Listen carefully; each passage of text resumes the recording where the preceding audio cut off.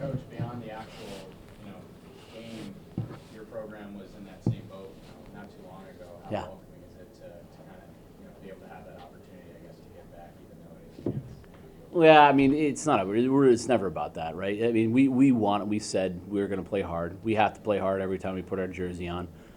Really credit to those kids. They kept fighting. They're blocking shots down 13 goals, and you have to have a ton of respect for those kids on U of A for for playing hard, until the final horn. So we've been there. You've been on the other side of it. It's not fun, but our guys have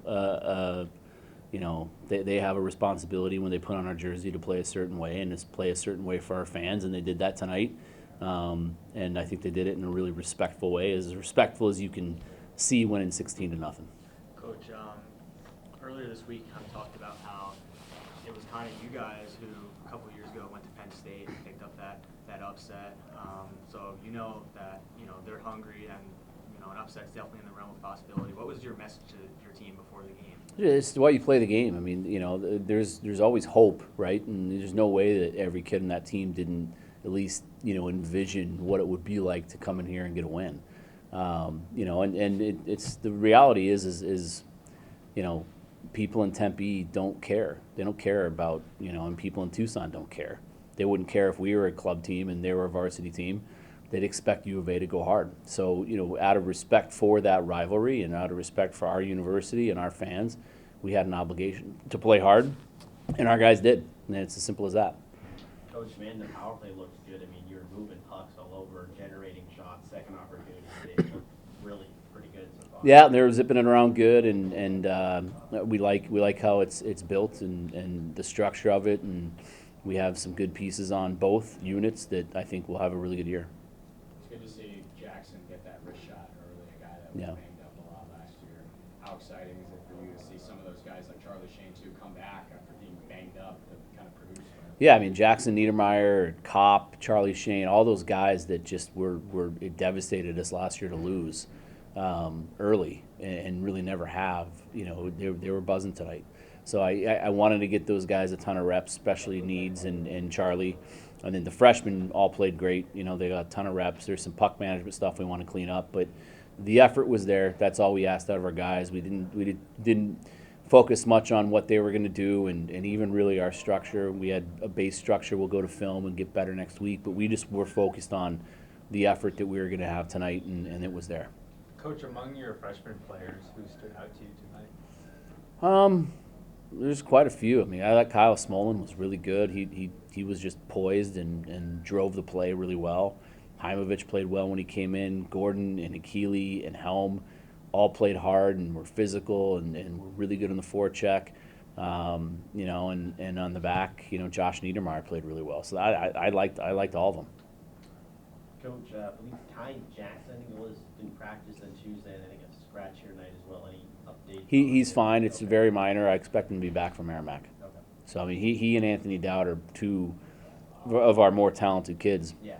When more skilled kids, and we held them out as precaution tonight, and I would expect both of them to be okay for Merrimack.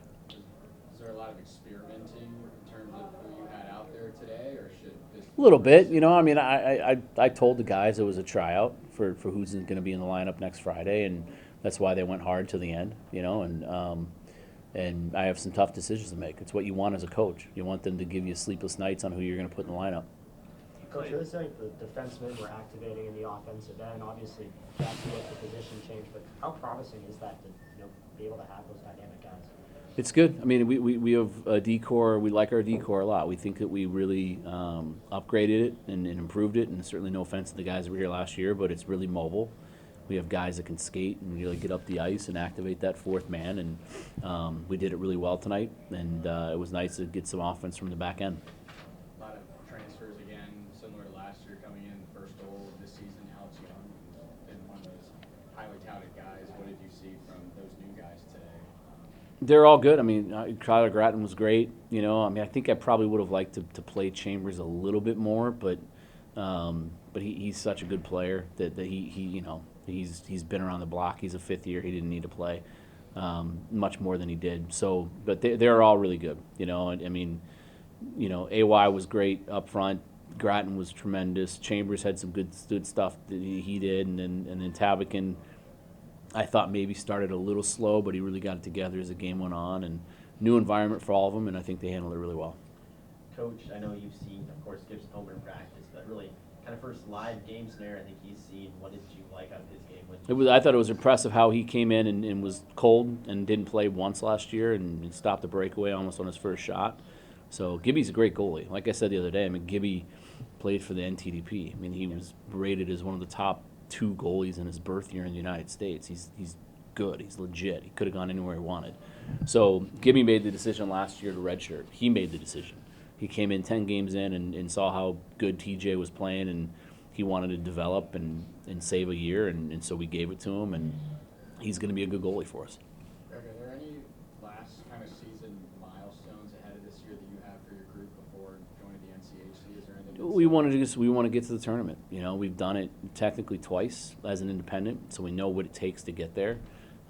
This is one game at a time, focusing on what's in front of us. We have a really tough test next week. You know, the average college sports fan is probably not going to know who Merrimack is, but Merrimack is a great college hockey program. That's why they're ranked in the top 15. They're an NCAA tournament team that returns most of their team from last year.